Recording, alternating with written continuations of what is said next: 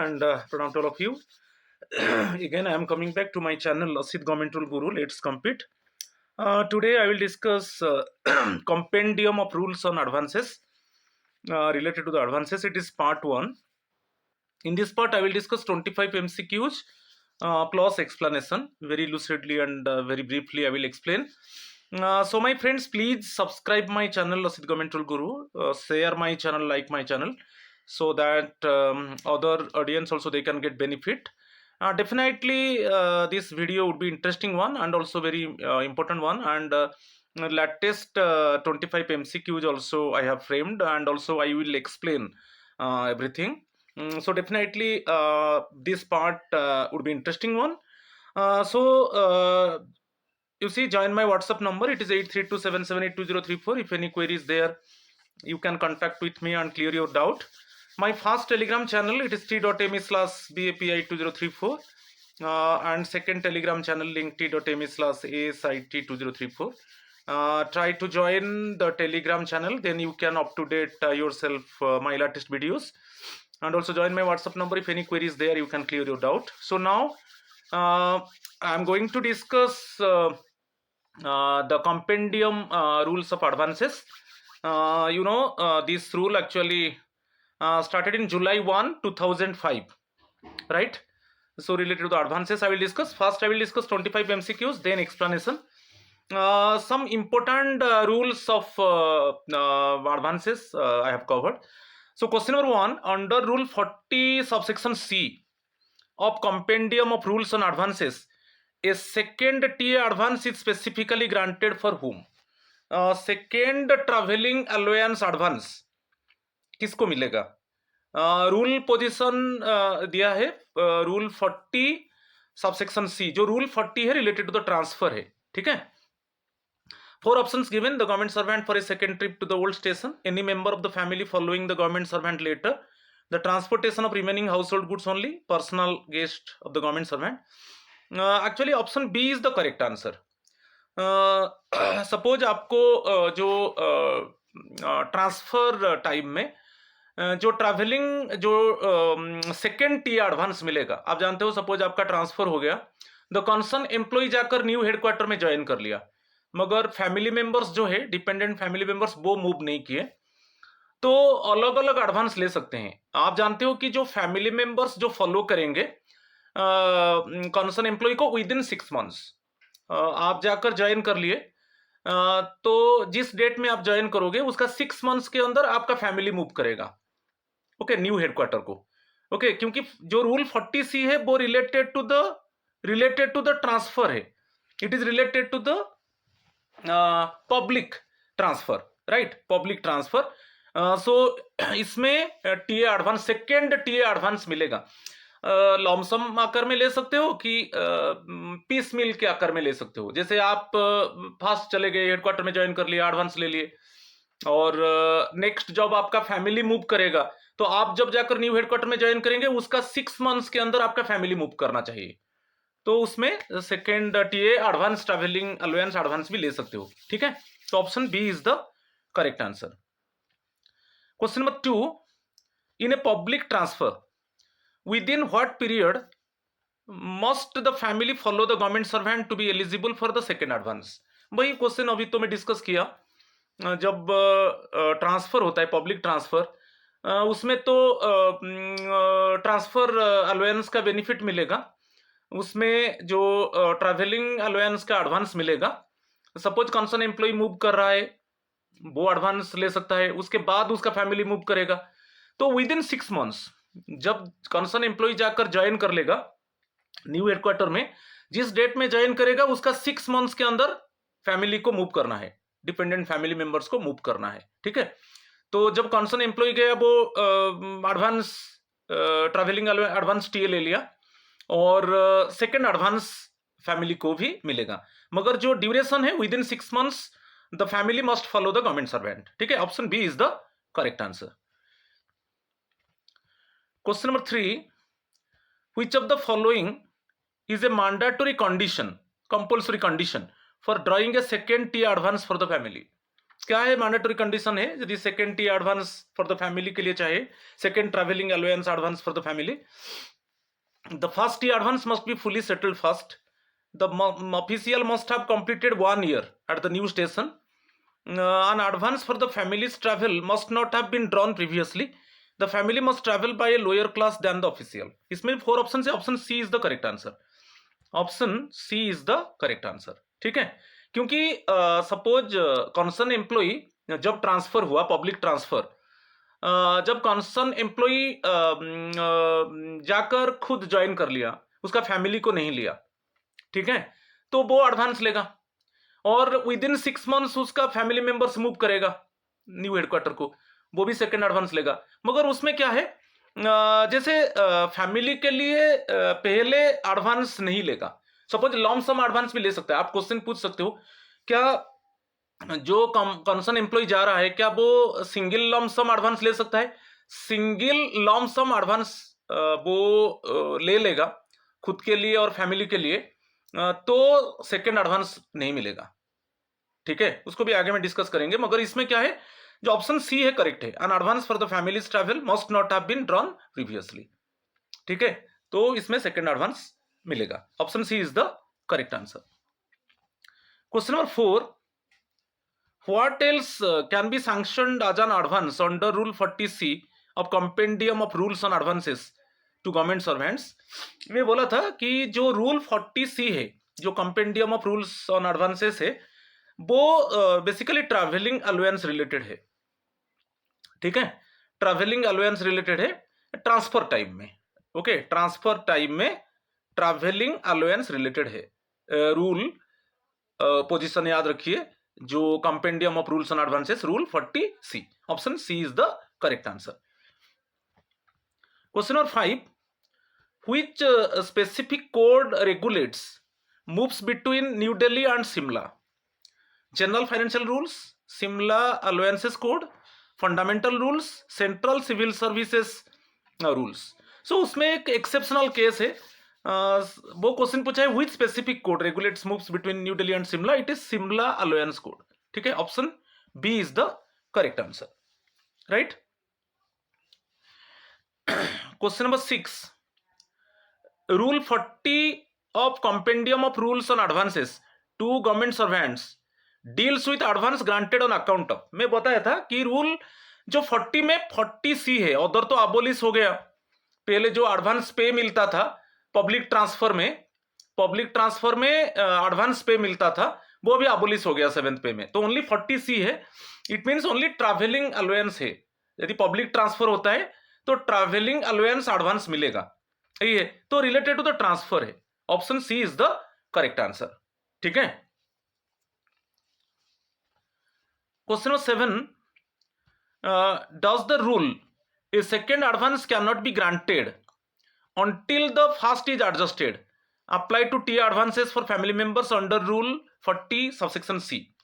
इसमें क्या है, सपोज कंसर्न एम्प्लॉई वो एडवांस ले लिया, कंसर्न एम्प्लॉई वो इंडिविजुअली एडवांस ले लिया, वो सेटल नहीं किया है, क्या फैमिली मेंबर्स तो मूव करेगा विद इन 6 months, है कि नहीं, तो क्या सपोज जो कंसर्न एम्प्लॉई एडवांस लिया था वो सेटल नहीं किया है, वो अभी क्लेम नहीं किया है, क्या जो फैमिली मूव करेगा विद इन 6 months उसको भी एडवांस के लिए वो एंटाइटल है, क्या वो एडवांस ले सकता है? क्योंकि फर्स्ट एडवांस सेटल नहीं हुआ है, सेकंड एडवांस ले सकता है, सेकंड एडवांस ले सकता है, इसमें कोई प्रोहिबिशन नहीं है, रूल 40 सबसेक्शन सी बोल रहा है, ठीक है। तो वो वही पूछा है, क्या does the a second advance can not be granted until the first is adjusted, तो no, option B is the correct answer. ऐसा कुछ नहीं है, चाहे जो कंसर्न एम्प्लॉय एडवांस लिया था उसको सेटल नहीं किया है, जो फैमिली मेंबर मूव करेगा, जो सेकंड एडवांस लिया जाएगा फैमिली मेंबर्स मूवमेंट के लिए, तो क्या फर्स्ट एडवांस जो है वो सेटल करना चाहिए, ऐसा कुछ नहीं है, ठीक है, तो option B is the correct answer, right. चलो question number 8, a government servant initiates a mutual transfer with a colleague, which of the following is true regarding their advance. जो म्यूचुअल ट्रांसफर जब होता है, तो म्यूचुअल ट्रांसफर है कि administrative transfer है कि रिक्वेस्ट ट्रांसफर है, इसमें जो बेनिफिट नहीं मिलेगा, जो ट्रांसफर बेनिफिट, जो ट्रांसफर अलाउंस है वो नहीं मिलेगा। किस किस केस में? म्यूचुअल केस में नहीं मिलेगा, एडमिनिस्ट्रेटिव ट्रांसफर में नहीं मिलेगा, रिक्वेस्ट ट्रांसफर में नहीं मिलेगा, ओनली पब्लिक ट्रांसफर में मिलेगा। याद रखिए, जो transfer benefit only public transfer में मिलेगा, ठीक है। तो उसमें म्यूचुअल ट्रांसफर के लिए नहीं मिलेगा। No TA advance is admissible, option C is the correct answer, ठीक है। Question number 9, a transfer is officially classified as a temporary transfer if the duration does not exceed। अब देखिए, up to 180 days, up to 180 days, suppose आप कोई tour में चले गए कि ट्रेनिंग में चले गए, अप टू 180 डेज जाकर न्यू हेडक्वार्टर में आप काम कर रहे हो, वो सब टेम्पोररी ट्रांसफर है। मोर देन 180 डेज हो जाएगा, कंटिन्यूअस रहेगा। मोर देन 180 डेज से वो परमानेंट ट्रांसफर हो जाएगा।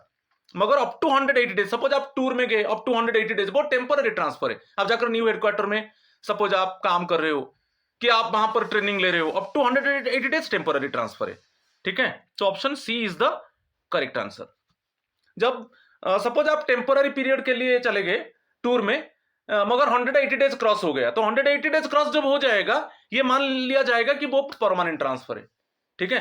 Up to 180 days temporary transfer है। तो इसमें आपको जो ट्रांसफर जो बेनिफिट है वो नहीं मिलेगा। यहां पर क्या है, टेम्पोररी ट्रांसफर में आपको डेली अलाउंस मिलेगा, आपको ट्रांजिट टाइम मिलेगा, जो आप जो जर्नी टाइम में ट्रांजिट मिलेगा, ट्रांजिट टाइम मिलेगा, डेली अलाउंस मिलेगा। अभी क्लियर अंडरस्टूड और नॉट? मगर जो ट्रांसफर बेनिफिट है वो नहीं मिलेगा, ठीक है। Option C is the correct answer. Question number 10, यहां पर देखिए क्वेश्चन पूछा, which of the following is not admissible in case of a temporary transfer of 150 days। so automatically less than 180 days है, मीन्स ये टेम्पररी ट्रांसफर है। इसमें क्या क्या बेनिफिट नहीं मिलेगा? which of the following is not admissible? Daily allowance मिलेगा, actual transit time मिलेगा, माइलेज अलाउंस मिलेगा, ठीक है। मगर transfer advance of transfer T, advance of transfer T, क्योंकि यहां पर ट्रांसफर बेनिफिट आपको नहीं मिलेगा। तो यहां पर option B is the correct answer. आपको डेली अलाउंस मिलेगा, आपको एक्चुअल ट्रांजिट टाइम जो आपका जर्नी जो है टू एंड फ्रो उसमें मिलेगा, और माइलेज अलाउंस मिलेगा। मगर ये तो टेम्पररी ट्रांसफर है, इसमें ट्रांसफर बेनिफिट नहीं मिलेगा, तो ट्रांसफर ट्रैवलिंग अलाउंस यहां पर नहीं मिलेगा। तो यदि ट्रांसफर ट्रैवलिंग अलाउंस नहीं मिलेगा तो एडवांस कैसे मिलेगा? तो यहां पर जो है option B is the correct answer. Question number 11, if an employee is transferred for 100 days, the journey is regulated under the rules of, किस ये जो जर्नी है वो किस रूल के आधार पर रेगुलेटेड होगा? जर्नी ऑन ट्रांसफर तो नहीं होगा, जर्नी ऑन टूर ही होगा, जर्नी ऑन डेपुटेशन नहीं होगा, जर्नी ऑन ज्वाइनिंग टाइम नहीं होगा, journey on tour, tour training transfer, तीन है, टूर ट्रेनिंग। तो टूर तो less than 180 days means actually temporary transfer है, तो टूर है, ट्रेनिंग है, टेम्पररी ट्रांसफर है, तो वो journey on tour. Option B is the correct answer. Question number 12, in which of the following scenarios can a TA advance under rule 41 be sanctioned? आप देखिए जो रूल 41 है, जो एम्प्लॉई रिटायरमेंट होने वाला है, सुपर अन्वेषण, ओके, सुपर अन्वेषण रिटायरमेंट होने वाला है, उनके लिए है। तो उनको भी ट्रैवलिंग अलाउंस एडवांस मिलेगा। जब जाकर वो हेडक्वार्टर से जाकर जो प्लेस में, होम टाउन की जो प्लेस में वो सेटल होंगे, उनको भी जैसे ट्रांसफर बेनिफिट मिलता है, उनको भी बेनिफिट मिलेगा। तो ट्रैवलिंग अलाउंस वहां पर भी बेनिफिट मिलेगा। तो in which of the following scenarios can a TA advance under rule 41 be sanctioned? आप याद रखिए, suppose any employee is going to retire, तो उसको जो एडवांस मिलेगा, ट्रैवलिंग अलाउंस एडवांस मिलेगा, leave preparatory to retire, before retirement. After retirement नहीं मिलेगा, टीए एडवांस नहीं मिलेगा। आफ्टर रिटायरमेंट क्या है, आपको as usual normally travelling allowance मिलेगा, क्योंकि आपको जो ट्रांसफर बेनिफिट है वही मिलेगा। आप हेडक्वार्टर से जाकर सेटल हो जाएंगे होम टाउन में, कि आपका कोई स्पेसिफिक प्लेस में आप सेटल होंगे, तो रूल है कि विद इन 1 ईयर आपको बेनिफिट लेना है, ठीक है, ट्रैवलिंग अलाउंस बेनिफिट लेना है आपको।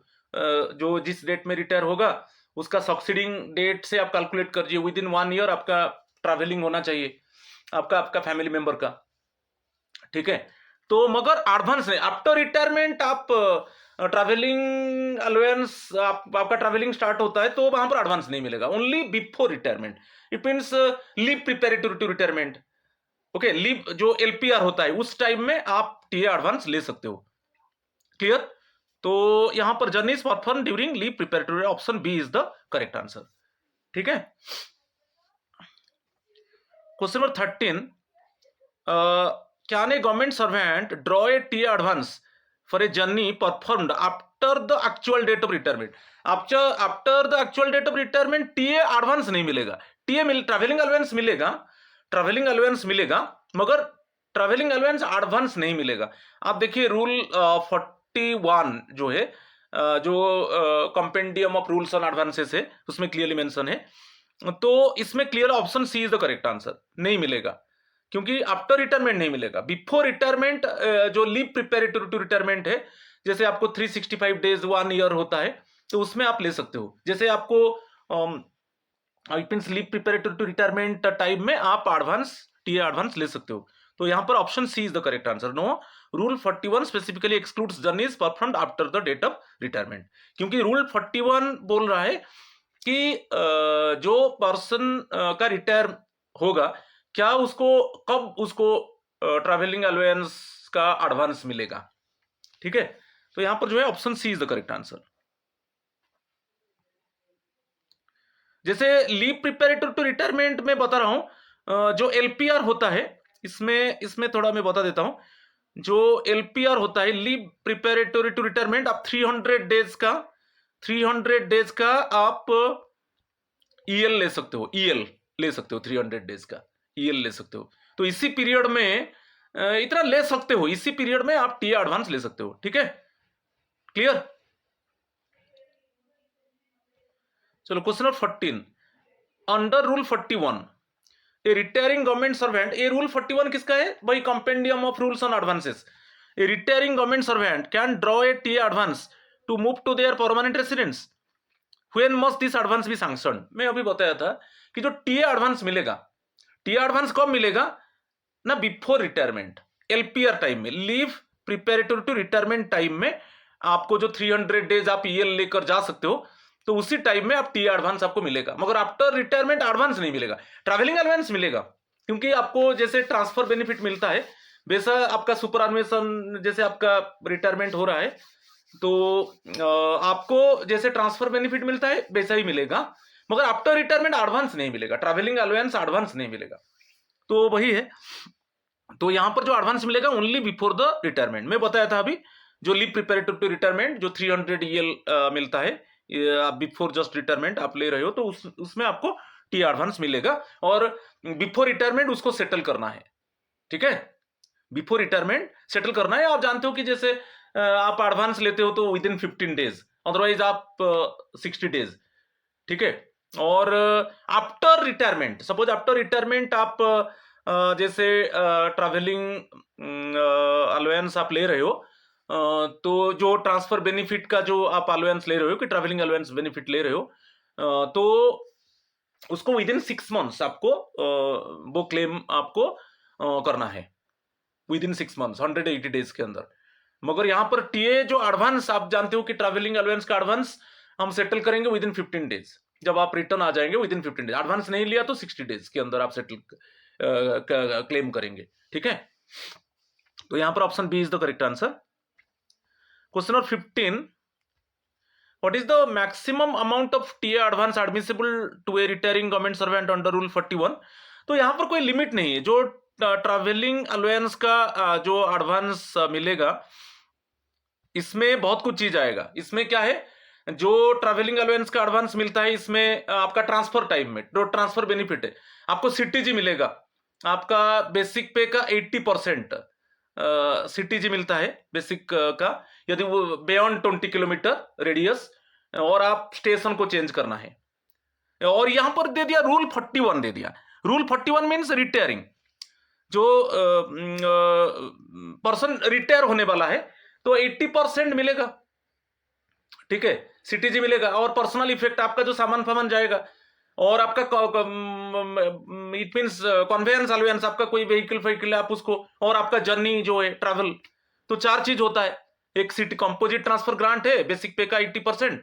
यदि अंडमान निकोबार लक्षद्वीप से आपका सपोज वहां से आप रिटायर कर रहे हो तो 100% सिटीज मिलेगा।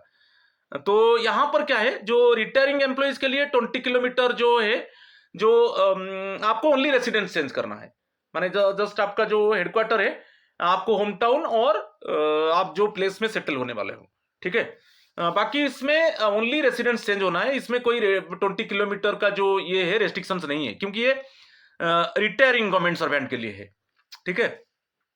तो यहां पर जो टीए एडवांस मिलेगा, जैसे आपका ट्रैवलिंग के लिए मिलेगा, और आपको आपका सामान जो पर्सनल इफेक्ट आपका ट्रांसफर होगा उसके लिए आपको मिलेगा, और आपका कोई कन्वेयंस है, जैसे आपका कोई व्हीकल है वो होगा, और सीटीजी बेसिक पे का नॉर्मली 80% मिलेगा। तो उसके हिसाब से जो होगा, जितना लिमिट होगा उसके हिसाब से आप एडवांस ले सकते हो, ऐसा कुछ स्पेसिफिक नहीं है। तो यहां पर option A is the correct answer, not exceeding the amount two is the official is entitled under the rules.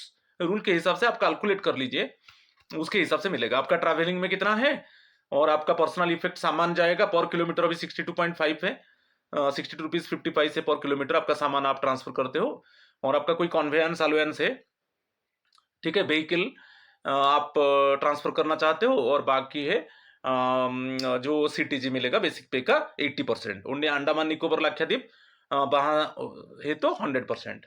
और रिटायरिंग एम्प्लॉय गवर्नमेंट सर्वेंट के लिए जो रिटायर होने वाला है उनके लिए ओनली आपका चेंज होगा, जो प्लेस चेंज, रेसिडेंस चेंज होगा, इसमें कोई 20 kilometre beyond 20 kilometre with in 20 kilometre ये ऑब्स्ट्रक्शन नहीं रहेगा। तो यहां पर option A is the correct answer. Question number 16, if TA advance is granted under rule 41 to a retiring official and the final TA bill is not submitted, how is the advance treated? तो जो retiring official जो आप travel TA advance ले लिया, आप उसको submit नहीं किया, फाइनल टीए बिल आपको सबमिट करना है विद इन रिटायरमेंट में। बार बार बताया, जो टीए एडवांस मिलेगा वो बिफोर रिटायरमेंट मिलेगा, और बिफोर आपको उसको क्लेम को सबमिट करना है, और आफ्टर लेते हो तो एडवांस नहीं मिलता है। आफ्टर रिटायरमेंट आपको ट्रैवलिंग अलाउंस के लिए एडवांस नहीं मिलेगा, ट्रैवलिंग अलाउंस मिलेगा मगर एडवांस नहीं मिलेगा, और उसको जो आप सेटल करेंगे with in 6 months, with in 180 days. मगर एडवांस यहां पर पूछा है, एडवांस का बात आएगा तो बिफोर रिटायरमेंट, और बिफोर रिटायरमेंट उसको सेटल करना है। यदि आप उसको सबमिट नहीं करते हो तो वो आपका जो डीसीआरजी है, डेथ कम रिटायरमेंट ग्रेचुइटी है, और जो पेंशन है उसमें रिकवर कर दिया जाएगा। It is recovered in full form, the death cum जो रिटायरमेंट ग्रेचुइटी और पेंशन, इससे रिकवरी होगा। तो option D is the correct answer. Question number 17, which of the following is not admissible to a retiring government servant under rule 41? Retiring government servant, तो उसमें rule 41 बोल रहा है कि जब आप रिटायरिंग गवर्नमेंट सर्वेंट हो वहां पर आपको क्या बेनिफिट मिलेगा। मैं अभी बताया था कि आपको सीटीजी मिलेगा, कंपोजिट ट्रांसफर करना, आपको पर्सनल इफेक्ट के लिए मिलेगा, आपका सामान जो ट्रांसफर करोगे, जो आपका सेटल प्लेस है कि होम टाउन है हेडक्वार्टर से, और आपको कन्वेयंस अलाउंस मिलेगा, जो आपका जो व्हीकल है ट्रांसफर करते हो, और आपका जर्नी पीरियड के लिए आपको और आपका डिपेंडेंट फैमिली मेंबर्स को, यही है ना। तो उसमें देखिए, इसमें एक ऑप्शन सी है, वो नहीं है। एडवांस पर ट्रांसपोर्टेशन ऑफ पर्सनल इफेक्ट्स मिलेगा, सेल्फ ट्रैवल फेयर मिलेगा, advance for family travel fare मिलेगा, ओके, मगर एडवांस ऑफ 1 मंथ पे ये नहीं मिलेगा। तो option C is the correct answer, ठीक है। Question number 18, how far is an advance granted under rule 40C और रूल 41 एडजस्टेड। तो यहां पर कैसे जो हम एडवांस लेंगे, रूल 40C में बताया था जब आपका पब्लिक ट्रांसफर होगा, ये जब पब्लिक ट्रांसफर होगा तब आप जो ट्रैवलिंग अलाउंस के लिए जो एडवांस लिया। रूल 41 क्या है, जैसे आपका before retirement leave preparatory to retirement time में आपका ट्रैवलिंग अलाउंस के लिए आप सपोज आप लिया, एडवांस लिया, उसको कैसे आप एडजस्ट करोगे। यहां पर 4 options, in 12 equal monthly installments from the salary, गलत है। By deduction from the first encashment of own leave, नहीं है। Recovered in full upon submission of the travelling allowance bill, option C is the correct answer, ठीक है। जब travelling allowance bill आप submit करोगे उसमें आपका पूरा रिकवर्ड होगा, recovered in full upon submission of the travelling allowance bill. Option C is the correct answer. ठीक है। Question number 19, when a single lump sum TA advance is drawn for both the official and family, but the family travels later, how should the advance be adjusted? जैसे आपका transfer हुआ, public transfer हुआ, आप TA advance लिया, travelling allowance advance लिया Lomb सम में, it means आपके लिए और आपका फैमिली मेंबर्स के लिए लॉम सम के आकार में लिया, तो वो कैसे एडवांस एडजस्ट होगा? सपोज आप पहले चले गए, आपका फैमिली नहीं गए, आप एडवांस तो ले लिए, लॉम सम आकार में ले लिए, एक साथ आप ले लिए, जर्नी भी स्टार्ट हो गया, मगर आप रिटर्न आ गए, आपका फैमिली मेंबर अभी रिटर्न नहीं आया है। ठीक है। तो इसमें जो पीस मील के आकार में आप वो एडवांस को सेटल करेंगे, ऐसा वेट नहीं करेंगे कि मेरा फैमिली रिटर्न आने के बाद ही मैं जो एडवांस लिया था उसको मैं क्लेम करूंगा, ऐसा नहीं। तो इसमें क्या है, यदि लॉम सम एडवांस लिया है, ठीक है, पूरा आपके लिए और आपका फैमिली मेंबर के लिए, जो आपका जो है आप फर्स्ट क्लेम कर दीजिए, आपका क्लेम कर दीजिए, फिर बाद में आपका जब फैमिली आ जाएगा, बाकी जो एडवांस है उसको क्लियर कर दीजिए।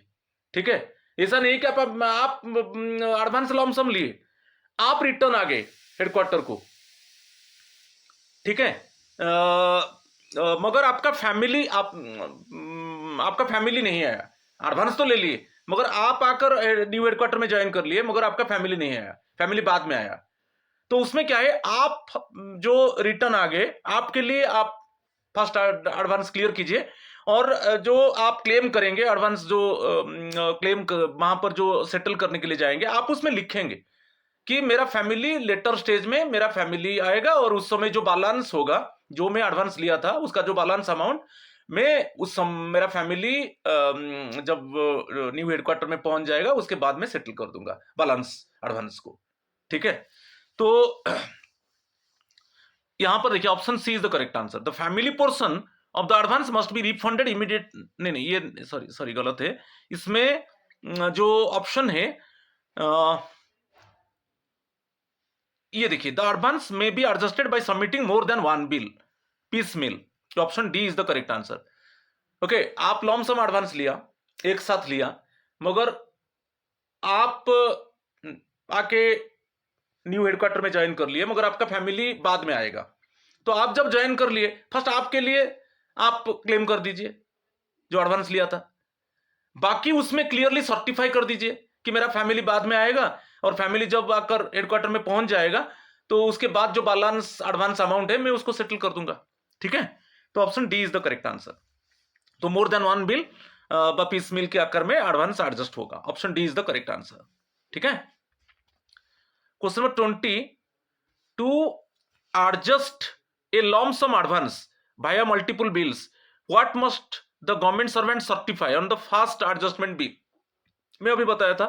तो जब आप कंसर्न एम्प्लॉई जब उसके लिए ओनली एडवांस को वो सेटल करेगा, उसमें क्लियरली सर्टिफाई करेगा कि बाद में मेरा जो लेटर स्टेज में मेरा फैमिली पहुंचने के बाद जो बैलेंस, जो अनएडजस्टेड एडवांस अमाउंट है, मैं उसको सेटल करूंगा।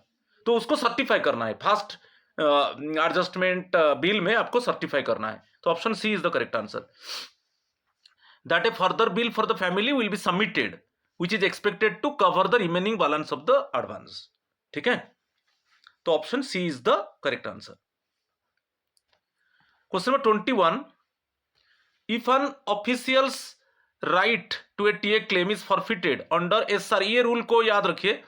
आपको ट्रैवलिंग अलाउंस जब आपका पब्लिक ट्रांसफर हुआ, तब आप टीए के ऊपर एडवांस लिया था, ट्रैवलिंग अलाउंस के ऊपर एडवांस लिया था, तो आप उसको टाइमली, एसआर जो सप्लीमेंट्री रूल 194A बोल रहा है कि आपको विद इन 1 ईयर से ज्यादा नहीं होना है, विद इन 1 ईयर वो एडजस्ट होना चाहिए, जो आप एडवांस लिया था वो सेटल होना चाहिए। यदि ग्रेटर देन 1 ईयर होता है तो ऑटोमेटिकली आपका वो फॉरफिट हो जाएगा, जो आप एडवांस लिया था वो आपका सैलरी से उसको डिडक्ट कर दिया जाएगा। आप समझ रहे कि नहीं? तो यहां पर जो क्वेश्चन है, if an officials right to a TA claim is forfeited under SR 194A due to a delay in submission, how is the outstanding advance recovered? तो ऑटोमेटिकली वन इंस्टॉलमेंट में, in one installment from the pay bill और any other dues से वो recover कर दिया जाएगा। Option B is the correct answer. और SR, ये जो रूल बहुत इंपॉर्टेंट है, 194A क्वेश्चन मिल सकता है, इसमें क्लियरली मेंशन है आप जो एडवांस लिया विद इन 1 ईयर वो सेटल होना चाहिए। यदि 1 ईयर से ज्यादा हो गया, आप सबमिट नहीं किए, ओके, एडवांस को सेटल करने के लिए आप सबमिट नहीं किए बिल, तो ऑटोमेटिकली वो फॉरफिट हो जाएगा और आपका पे बिल से, एक ही इंस्टॉलमेंट में पे बिल से और एनी अदर ड्यूज से उसको रिकवर कर लिया जाएगा। तो option B is the correct answer. Question number 22, who is responsible for maintaining the register to watch over TA advances drawn by gazetted officers? जो ट्रैवलिंग अलाउंस एडवांसेस जो लेते हो तो गेजेटेड ऑफिसर्स लेते हैं। बेसिकली गेजेटेड ऑफिसर्स वो खुद DDO है, ड्राइंग एंड डिस्पर्सिंग ऑफिसर है, और खुद एडवांस लेते हैं। तो इसमें एक रजिस्टर मेंटेन होता है और रजिस्टर को मंथली चेक किया जाएगा, है कि नहीं? तो इसमें जो ऑप्शन है वही द कंट्रोलिंग ऑफिसर और हेड ऑफ ऑफिस, वो एक रजिस्टर मेंटेन करेंगे। कभी कभी वही DDO वो खुद के लिए एडवांस लेता है, इसके लिए एक रजिस्टर मेंटेन होगा। रजिस्टर में क्लियरली मेंशन होगा कौन सा डेट में आप एडवांस लिया, कौन नेम क्या है, वो जो आप एडवांस लिया तो उसका जो कौन सा डेट में लिया था वो डिटेल्स रहेगा, कितना अमाउंट लिया था, तो पूरा डिटेल्स रहेगा और एवरी मंथली उसको फॉलो किया जाएगा। कौन करेगा? तो कंट्रोलिंग ऑफिसर और हेड ऑफ ऑफिस, ठीक है? तो option D is the correct answer. Question number 23, how frequently must the register for watching over TA advances be checked by the controlling officer? जो टीए एडवांसेस है, जो travelling allowance advances है, be checked by the controlling officer monthly. Option B is the correct answer, ठीक है? Question number 24, according to the procedure, if A TA advance is pending adjustment for more than 1 year, what action should be taken regarding gazetted officers? if TA advance is pending adjustment, तो वो जो TA advance आप लिया था वो pending पड़ा है, इस pending adjustment for more than 1 year हो चुका है। More than 1 year means forfeit होना चाहिए। कौन बोल रहा है? सप्लीमेंटरी रूल 194A ये बोल रहा है कि यदि TA आप एडवांस लिया, ट्रैवलिंग अलाउंस एडवांस लिया और उसको विद इन 1 ईयर वो सेटल नहीं हुआ, मोर देन 1 ईयर हो गया, वो एडजस्टमेंट नहीं हुआ, तो ऑटोमेटिकली वो फॉरफिट हो जाएगा। तो यहां पर एक्शन क्या है? What action should be taken regarding gazetted officers? ये क्लियरली मेंशन है यहां पर जो है ऑडिट और जो अकाउंट्स ऑफिसर को इन्फॉर्म कर दिया जाएगा कि एक रिट्रेंचमेंट स्लिप्स वो इश्यू करेगा to the treasury. Treasury retrenchment slip means एक इंफॉर्मेशन, ऑडिट अकाउंट ऑफिसर को इन्फॉर्म कर दिया जाएगा कि आप एक रिट्रेंचमेंट स्लिप इश्यू कर दो ट्रेजरी ऑफिसर को। तो ट्रेजरी ऑफिसर क्या करेगा? सैलरी बिल से उसको डेबिट कर देगा। तो रिट्रेंचमेंट स्लिप क्या है? कंफ्यूजन नहीं होना चाहिए, एक इंफॉर्मेशन है, एक इंफॉर्मेशन ऑर्डर है, ओके? और उसको कंट्रोलिंग ऑफिसर किसको बोलेगा? ऑडिट अकाउंट ऑफिसर को बोलेगा कि आप एक रिट्रेंचमेंट स्लिप इश्यू कर दो। किसको? ट्रेजरी ऑफिसर को। रिट्रेंचमेंट स्लिप मींस क्या है? Information order. तो वो ऑटोमेटिकली उसका सैलरी से डेबिट कर दिया जाएगा। समझ में आ रहा है कि नहीं? क्योंकि वो एडजस्ट नहीं हो पाया, विद इन 1 ईयर में एडजस्ट नहीं हो पाया, और वो if a TA advance is pending adjustment for more than 1 year, तो what action should be taken regarding gazetted officers? ठीक है? तो option B is the correct answer. का लास्ट क्वेश्चन देखिए, Shri Rajesh 2K TA advance of ₹10,000 for an official tour के लिए। आप जानते हो टूर, ट्रेनिंग और transfer, public transfer. He return to his headquarters on 1 October. Advance लिया था 10,000, 1 अक्टूबर में वो रिटर्न आ गया, आकर वो हेडक्वार्टर को आ गया। By which date must he submit his adjustment bill to avoid automatically recovery of the advance? आप याद रखिए, यदि आप एडवांस लेंगे तो विद इन 15 डेज। 15 डेज कैसे करेंगे? जो सक्सीडिंग डे से, जैसे 1 अक्टूबर है हमारा, फर्स्ट जो 2 अक्टूबर यहां पर काउंट करेंगे जो 15 डेज, विद इन 15 डेज है, with in 15 days bill submit होगा। तो ये जो 15 डेज हम कैसे काउंट करेंगे? क्योंकि 1 अक्टूबर में हेडक्वार्टर में रीच किया मींस 2 अक्टूबर ये फर्स्ट डे होगा, तो उससे आप कैलकुलेट कर दीजिए। तो 2 अक्टूबर में सक्सीडिंग डे फर्स्ट डे होगा, जो हम बोल रहे हैं कि विद इन 15 डेज उसको बिल को सबमिट किया जाएगा। तो यहां पर आंसर ऑप्शन ए 16 अक्टूबर होगा, क्योंकि ये जो 15 डेज को हम काउंट करेंगे 2 अक्टूबर से, क्योंकि सक्सीडिंग 1 अक्टूबर में हेडक्वार्टर में रीच किया तो उसका सक्सीडिंग डे क्या होगा 2 अक्टूबर, 2 अक्टूबर टू 16th, वही तो हो गया ना 15 डेज। ठीक है, तो option A is the correct answer. यदि एडवांस नहीं लोगे तो with in 60 days, 60 days means कैसे काउंट होगा ना, सक्सीडिंग डे से। तो एडवांस लोगे तो विद इन 15 डेज, और एडवांस नहीं लोगे तो आपको बिल सबमिट करना है विद इन 60 डेज। और रिटायरिंग एम्प्लॉइज के लिए 180 डेज, रिटायरिंग एम्प्लॉइज के लिए जो बिल सबमिट करोगे विद इन 180 डेज। मगर आप एडवांस लिया वही है, बिफोर रिटायरमेंट आप एडवांस लेंगे, बिफोर रिटायरमेंट आप एडवांस लेंगे तो आपको एडवांस लिया है means with in 15 days, before retirement आपको देना है कि नहीं। मगर आफ्टर रिटायरमेंट तो एडवांस नहीं मिलेगा, ठीक है कि नहीं। आप ट्रैवलिंग अलाउंस के लिए सपोज आप उसमें जो बिल सबमिट करोगे वो विद इन 180 डेज। ठीक है, ये रूल को थोड़ा हम एक्सप्लेन करेंगे। एक बहुत इंपॉर्टेंट रूल है, मैं बोला था इंपॉर्टेंट रूल, जो रूल 40 सी है। ठीक है, रूल 40, इसमें थोड़ा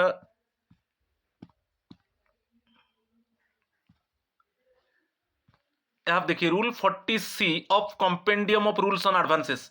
ठीक है, रूल 40 सी को आप देख लीजिए, इसमें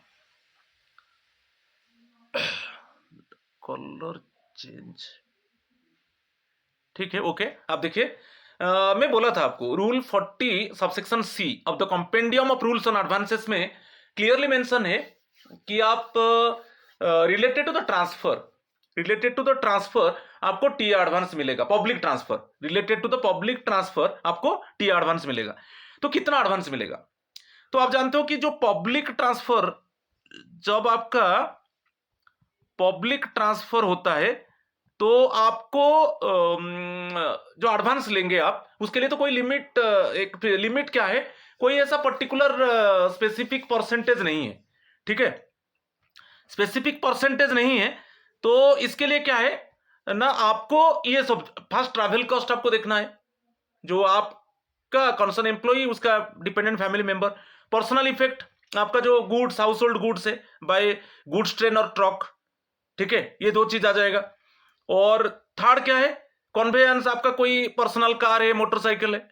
और composite transfer grant, composite transfer grant तो 80% मिलता है, मगर आपको याद रखना है कि ये जो है विद इन रेसिडेंस चेंज होगा, कंपल्सरी रेसिडेंस चेंज होगा with in 20 kilometre, with in 20 kilometre, suppose less than 20 kilometre, मगर रेसिडेंस चेंज होगा तो 1/3 ऑफ 80% ऑफ बेसिक पे। यदि मोर देन रेसिडेंस तो चेंज होगा, रेसिडेंस चेंज होगा और more than 20 kilometre 80% of basic पे। मगर अंडमान निकोबार, लक्षद्वीप जो ट्रू एंड फ्रो है, वहां पर आपका पब्लिक ट्रांसफर जैसे होता है 100% सीटीजी। तो ये चारों चीज को देखकर एक एडवांस आप सेटल करेंगे, तो अमाउंट को देखकर उसी लिमिट में आप एडवांस लेंगे। एक आपका जो ट्रैवलिंग है, personal effect, house hold goods, और एक है कंपोजिट ट्रांसफर ग्रांट, और एक है ट्रांसपोर्टेशन ऑफ कन्वेयंस। उसमें आपका एक्सपेक्टेड एस्टिमेटेड कितना खर्च हो रहा है, उस बेसिस में, उसी लिमिट में आपको एडवांस लेना है, मगर ऐसा कुछ स्पेसिफिक परसेंटेज नहीं है। अच्छा, टाइम लिमिट में बोल रहा हूं कि टाइम लिमिट आप एडवांस लिया है तो with in 15 days succeeding the completion of the journey. अभी एक इसका ऊपर एग्जांपल जो एमसीक्यू में बताया था। और आप एडवांस नहीं लिया है with in 60 days succeeding the completion of the journey. Succeeding means आज आप हेडक्वार्टर में ज्वाइन कर लिए, हेडक्वार्टर आगे, तो नेक्स्ट डे से काउंट होगा 60 डेज की 15 डेज। ठीक है, तो जो रूल, जो यहां पर देखिए रूल 40 सी जो है, ये जो रूल कंपेंडियम जो रूल्स है एडवांसेस रिलेटेड में, जो रूल 40 सी है, ये रिलेटेड तो पब्लिक ट्रांसफर है, पब्लिक ट्रांसफर रिलेटेड एडवांस। ठीक है, क्लियर, रूल पोजीशन को याद रखिए। अच्छा, यहां पर सेकेंड एडवांस के ऊपर बताया, सेकेंड एडवांस के ऊपर मैं थोड़ा बता देता हूं। जैसे आपका पब्लिक ट्रांसफर हुआ तो कंसर्न एम्प्लॉई जाकर फास्ट चला गया, कंसर्न एम्प्लॉई जाकर ज्वाइन कर लिया, उसके बाद उसका फैमिली मेंबर जाएगा। मैं क्लियरली बता रहा हूं कि आप अकेले जाकर आप न्यू हेडक्वार्टर में ज्वाइन किए, तो विद इन 6 मंथ्स आपका डिपेंडेंट फैमिली मेंबर्स मूव करना है, तब आपको वहां पर टीए का बेनिफिट मिलेगा। तो उसी रिलेटेड में एडवांस मिलेगा। सपोज आप अकेले चले गए, आप एडवांस लेकर गए, और विद इन 6 मंथ्स आपका फैमिली मूव करेगा न्यू हेडक्वार्टर को, सेकेंड एडवांस मिलेगा।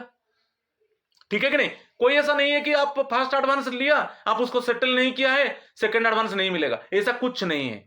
आप अकेला जा रहे हो, आप जाओ, एडवांस मिलेगा फर्स्ट एडवांस, चाहे सेटल हो चाहे सेटल ना हो।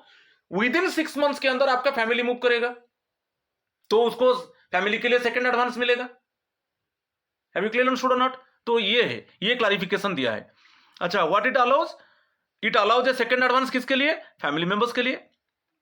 यदि इसमें फास्ट एडवांस आप जो अकेले गए थे, आप जो फास्ट एडवांस लिया था ट्रैवलिंग अलाउंस का, क्या वो सेटल नहीं हुआ है, क्या सेकंड एडवांस फैमिली को मिलेगा? मिलेगा, कोई प्रॉब्लम नहीं है। और पब्लिक ट्रांसफर होना चाहिए। मैं बार बार बताता हूं, एडमिनिस्ट्रेटिव ट्रांसफर के लिए नहीं है, रिक्वेस्ट ट्रांसफर के लिए नहीं है, म्यूचुअल ट्रांसफर के लिए नहीं है। कंडीशन कंडीशन तो क्लियर है, क्योंकि आप जो एडवांस लिया था, फास्ट एडवांस, आपके लिए ही लिया था, आपका फैमिली मेंबर्स के लिए आप नहीं लिया था, ओनली आपके लिए लिया था, तो सेकंड एडवांस मिलेगा। यदि आप एक लॉम सम में आपके लिए और आपका फैमिली मेंबर के लिए एडवांस ऑलरेडी ले चुके हो, ओके, टीए एडवांस आप ले चुके हो, मगर आप अकेले गए, आपका फैमिली मेंबर्स नहीं गए, तो उस केस में आप सेकंड एडवांस नहीं मिलेगा, क्योंकि आप लॉम सम एडवांस ले चुके हो। ठीक है? बाकी यहां पर जो रूल 41 रूल पोजीशन देखिए, रूल 41 बोल रहा है रिटायरिंग गवर्नमेंट सर्वेंट, जो गवर्नमेंट सर्वेंट रिटायर्ड होने वाला है, उस रिलेटेड में कैसे टीए एडवांस मिलेगा। और मैं बताया था इसके बारे में, बताया जो रिटायरिंग गवर्नमेंट सर्वेंट है उसको एडवांस जो मिलेगा वो एलपीआर टाइम में मिलेगा, leave preparatory to retirement, before retirement मिलेगा। और एलपीआर, एलपीआर कितना आप ले सकते हो? मैक्सिमम 300 ईयर ले सकते हो बिफोर रिटायरमेंट, तो उसी टाइम में आपको टीए एडवांस मिलेगा। आफ्टर रिटायरमेंट आपको ट्रैवलिंग अलाउंस का एडवांस नहीं मिलेगा, मिलेगा ट्रैवलिंग अलाउंस का जो बेनिफिट है वो मिलेगा, मगर मगर आपको एडवांस नहीं मिलेगा। Have you clear understood? तो ये यही चीज है, रूल 41 पोजीशन आपको ये किसकी रिलेटेड एडवांस है कि आपका जो कंसर्न एम्प्लॉय वो रिटायर होने वाला है। अच्छा, यहां पर दिया है, तो इंटेंडेड प्लेस ऑफ रेसिडेंस की आपका जो होम टाउन, आप जिस हेडक्वार्टर में आप अभी रिटायर्ड होने वाला है, वहां से तो आप होम टाउन जाओगे कि आपका सेटल्ड प्लेस है, जिस प्लेस में आप जाकर सेटल होंगे, ओके, उसी में आपको क्या मिलेगा ना, जो ट्रांसफर अलाउंस मिलेगा, है कि नहीं? तो वहां पर जो ये जो ट्रैवलिंग अलाउंस मिलेगा, क्लियर, ये जो ट्रैवलिंग अलाउंस मिलेगा वो एडवांस बिफोर रिटायरमेंट मिलेगा, आफ्टर रिटायरमेंट एडवांस नहीं मिलेगा। आफ्टर रिटायरमेंट आप आपका मिलेगा ट्रैवलिंग अलाउंस, इसमें कोई संदेह नहीं है, मगर एडवांस नहीं मिलेगा। Who sanctions? कॉम्पिटेंट अथॉरिटी, जो रूल 39, आप देखिए ये बहुत इंपॉर्टेंट है, रूल 39 जो compendium of rules on advances, rule 39 बोल रहा है कॉम्पिटेंट अथॉरिटी, जैसे हेड ऑफ ऑफिस है, कंट्रोलिंग अथॉरिटी है, हेड ऑफ ऑफिस और कंट्रोलिंग अथॉरिटी, वही वो जो ट्रांसफर केस में ट्रैवलिंग अलाउंस के लिए सैंक्शन कर सकते हैं एडवांस। एडमिसिबल में बताया before retirement, leave preparatory to retirement, okay, और बिफोर रिटायरमेंट आप एडवांस ले सकते हो, मगर आफ्टर रिटायरमेंट आपको एडवांस नहीं मिलेगा, ओके, टीए का एडवांस नहीं मिलेगा। अच्छा, यहां पर जो एडवांस अमाउंट होगा वो लिमिट होगा, मैं बता, चार चीज है। चार चीज क्या है? आपका ट्रैवल, आपका और फैमिली का कंपोजिट ट्रांसफर ग्रांट, और रिटायरिंग टाइम में ओनली रेसिडेंस चेंज होगा। ये जो 20 किलोमीटर, ये जो लेस देन 20 किलोमीटर की ग्रेटर देन 20 किलोमीटर, ये नहीं रहेगा। जैसे वहां पर था less than 20 kilometre residence change होगा कंपल्सरी, इसमें भी रेसिडेंस चेंज होगा। लेस देन 20 किलोमीटर वहां पर था 1/3 था ऑफ 80% ऑफ बेसिक पे, यहां पर वो नहीं रहेगा, आपको 80% मिलेगा। ओनली अंडमान निकोबार लक्षद्वीप के लिए 100%। ठीक है कि नहीं? तो यहां पर ये नहीं रहेगा, ओनली रेसिडेंस ट्रांसफर होगा। तो एडवांस लिमिट, जैसे आप travelling, composite transfer grant, personal effect और कन्वेयंस, उसके लिए जितना खर्च होगा उसी लिमिट में आपको एडवांस मिलेगा। ठीक है? चलो next one, the rule states that, अच्छा, या आप जो एडवांस लेंगे वो जो रिकवर होगा एक ही, एक्चुअली आप जब बिल सबमिट करोगे, जो ट्रैवलिंग अलाउंस का बिल, टीए बिल जब सबमिट करोगे, तो उस समय एक इंस्टॉलमेंट में वो रिकवर हो जाएगा, एक इंस्टॉलमेंट में फुल जो भी रिकवर होना है एक ही इंस्टॉलमेंट में रिकवर होगा। ठीक है, क्लियर? अच्छा, यहां पर है procedure to be followed when advance is granted in single lump sum. Suppose आप सिंगल लॉमसम में, सिंगल लॉमसम इट मींस आपके लिए, आपका फैमिली ट्रैवल एक्सपेंसेस के लिए आप एडवांस ले लिया, माने सिंगल लॉमसम एडवांस लिया, सिंगल लॉमसम आप एडवांस लिया, मगर आप जाकर हेडक्वार्टर में ज्वाइन कर लिए, मगर आपका फैमिली मूव नहीं किया, तो उसमें कैसे सेटल होगा?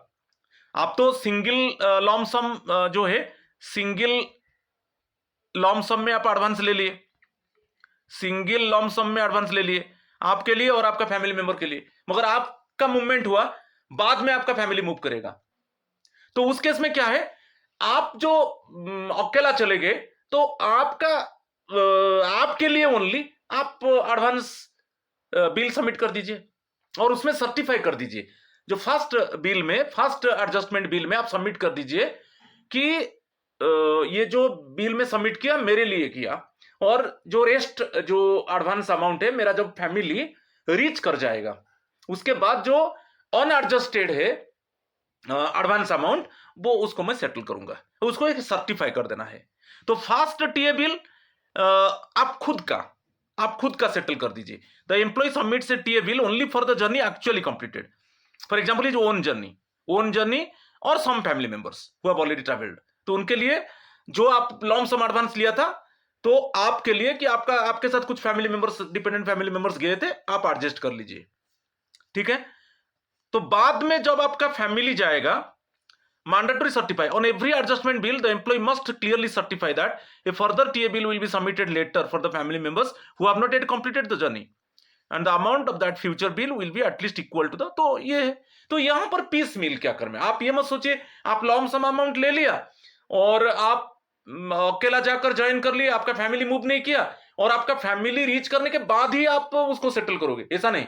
आप लॉन्ग सम एडवांस लिया, आप अकेले चले गए, न्यू हेडक्वार्टर में ज्वाइन किए, तो आपका जो अकेले के लिए जो जितना होगा एडवांस आप सेटल कर दीजिए, बाकी जो अमाउंट है, बाकी जो लम सम अमाउंट का जो अनएडजस्टेड अमाउंट है, जब आपका फैमिली मूव करेगा और वहां पर वो पहुंच जाएगा, फिर बाकी अनएडजस्टेड अमाउंट को आप क्लियर कर दीजिए, तो वहां पर 2 more than 1 बिल होगा। मगर फास्ट बिल में आप क्लियरली सर्टिफाई कर दीजिए कि मैं लमसम अमाउंट इतना लिया था, मैं अभी अकेला कि मेरे साथ कुछ फैमिली मेंबर्स मूव किए और इतना अमाउंट में एडजस्ट कर दिया, बाकी मेरा family member letter on my family member should be reached, then after that unadjusted amount can be settled. तो ऐसे करके आप फास्ट एडजस्टमेंट बिल में सर्टिफाई कर दीजिए। ठीक है, यहां पर है the procedure outlines how the government manages and recovers traveling allowance advances when an employee fails to submit। ये देखिए, fails to submit their final claim on time। जो टाइमली आप जो ट्रैवलिंग अलाउंस एडवांस लिया था, आप उसको बिल को सबमिट नहीं कर पाए, टाइमली सबमिट नहीं कर पाए, तो SR 194A ये रूल पोजीशन बोल रहा है कि वो फॉरफिट हो जाएगा, और जो आप एडवांस लिया था पूरा फुल अमाउंट को रिकवर कर दिया जाएगा। ये दिया है under SR 194A, if an adjustment bill is not submitted within the prescribed time frame, typically 1 year वो बोल रहा है यहाँ पर। SR 194A जो बोल रहा है कि एक टाइम पीरियड होता है, यदि वो विद इन 1 ईयर ये एडजस्ट नहीं हो पाया, आप जो टी एडवांसेस लिए थे, आपका जो टाइम पीरियड है आप जानते हो, जैसे आपका टाइम पीरियड है 15 डेज, एडवांस ले गए तो विद इन 15 डेज, एडवांस नहीं लेंगे तो 60 डेज, मगर आप कुछ रीजन भी देंगे, आप ऐसा भी कुछ सर्कमस्टांसेस देंगे कि मैं 15 डेज में सबमिट नहीं कर पाया, ऐसे वो ये विद इन 1 ईयर यदि वो एडजस्ट नहीं हो पाया तो ऑटोमेटिकली वो फॉरफिट होगा और वो ऑटोमेटिकली आपका रिकवर कर दिया जाएगा आपका सैलरी से। ठीक है, और एनी अदर ड्यू से। मगर SR 194A बोल रहा है कि विद इन 1 ईयर, सपोज आप कुछ सर्कमस्टांसेस दे दीजिए, सपोज आप इलनेस हो गए, आप आपका जो एडवांस टीए बिल सबमिट नहीं हो पाया, मगर 1 year, with in 1 year, 1 year beyond चला गया तो ऑटोमेटिकली फॉरफिट हो जाएगा, मान लिया जाएगा वो फॉरफिट हो गया और वो रिकवर कर दिया जाएगा। उसी रिलेटेड में है द रिकवरी प्रोसेस जो है, if the claim is forfeited, recovery कैसे होगा? सिंगल इंस्टॉलमेंट में होगा, और फ्रॉम द इंडिविजुअल्स पे बिल और एनी अदर आउटस्टैंडिंग ड्यूज, और जो एडवांस एक्चुअली जो ओरिजिनल अथॉरिटी सैंक्शन किया था, okay, by the authority that originally sanction the advance, okay, वही ऑर्डर देंगे जो ओरिजिनल जो अथॉरिटी थे, सैंक्शनड अथॉरिटी थे, एडवांस दिए थे, वही फिर वो ऑर्डर इशू करेंगे कि ये सिंगल इंस्टॉलमेंट में एडवांस, पूरा एडवांस को रिकवर कर दिया जाएगा, और जो इंडिविजुअल्स पे बिल हो कि एनी अदर आउटस्टैंडिंग ड्यूज हो। ठीक है, ये रिकवरी प्रोसेस है, फास्ट है। नेक्स्ट क्या दिया है? यदि टीए एडवांस लिया जाता है तो एक रजिस्टर बनेगा, वो रजिस्टर में 8 की डिटेल्स को मेंशन होगा, क्योंकि खुद डीडीओ वो भी एडवांस लेता है, जो ड्राइंग एंड डिस्पर्सिंग खुद लेता है, तो जो गेजेटेड ऑफिसर है वो खुद, जो हेड ऑफ द ऑफिस है, कंट्रोलिंग अथॉरिटी है, वो खुद एडवांस लेते हैं, ठीक है नहीं? तो इसलिए 8 की डिटेल्स एक रजिस्टर ओपन होगा, रजिस्टर में ये सब रहेगा कि serial number, name of the officer, amount of advance, कब सैंक्शन ऑर्डर हुआ था, कब ऑर्डर इशू हुआ था कि उनको एडवांस देना है, submission date of the adjustment bill, यदि डिले हुआ रीजन क्या था, ठीक है? तो ये सब मेंशन होगा। एक्सपायरी स्टेटस में क्या है, जैसे whether the time limit has passed and retrenchment slips में उसके ऊपर बताऊंगा, इसके ऊपर। तो ये रजिस्टर मेंटेन होगा, ठीक है? और ये रजिस्टर को मंथली रिव्यू करेगा, जो हेड ऑफ द ऑफिस और कंट्रोलिंग अथॉरिटी है वो मंथली रिव्यू करेंगे उसको। और 1 ईयर रूल है, इफ एन एडवांस रिमेन्स, यदि विद इन 1 ईयर ये एडवांस एडजस्ट नहीं हो पाया तो ये automatically more than 1 year forfeit हो जाएगा। विद इन 1 ईयर में एडजस्ट होना है, यदि एडजस्ट नहीं हुआ तो फॉरफिट हो जाएगा, क्योंकि SR 194A ये बोल रहा है, ठीक है? और एक्शन क्या है, यदि मोर देन 1 ईयर हो गया तब जो ऑफिसर है, जो हेड ऑफ द ऑफिस है कि कंट्रोलिंग अथॉरिटी है, वो ऑडिटर अकाउंट ऑफिसर को बोलेंगे कि आप एक रिट्रेंचमेंट स्लिप क्या है? एक इंफॉर्मेशन ऑर्डर है। तो जो हेड ऑफ द ऑफिस है और जो कंट्रोलिंग अथॉरिटी है वो इंफॉर्म करेंगे ऑडिटर अकाउंट ऑफिसर को कि विद इन 1 ईयर ये जो टी एडवांस अभी तक एडजस्ट नहीं हुआ है, तो अभी वो फॉरफिट हो चुका है, तो आप एक रिट्रेंचमेंट स्लिप इश्यू करके ट्रेजरी ऑफिसर को दीजिए। रिट्रेंचमेंट एक इंफॉर्मेशन ऑर्डर है कि वो क्या करेंगे ना, वो जो एडवांस अमाउंट था, फुल एडवांस अमाउंट, वो ऑफिसर्स का नेक्स्ट सैलरी से रिकवर कर लेंगे, डेडॉट कर लेंगे, ठीक है? तो आज इतना ही है, ये मेरा फर्स्ट पार्ट था। मैं बताया था कि compendium of rules on advances, ये फर्स्ट पार्ट था, और सेकंड पार्ट में जितना भी एडवांस रिलेटेड है, जो भी क्वेश्चन आ रहा है उसी रिलेटेड में डिस्कस करूंगा, ठीक है? आज इतना ही है। थैंक यू एंड नमस्कार टू ऑल ऑफ यू।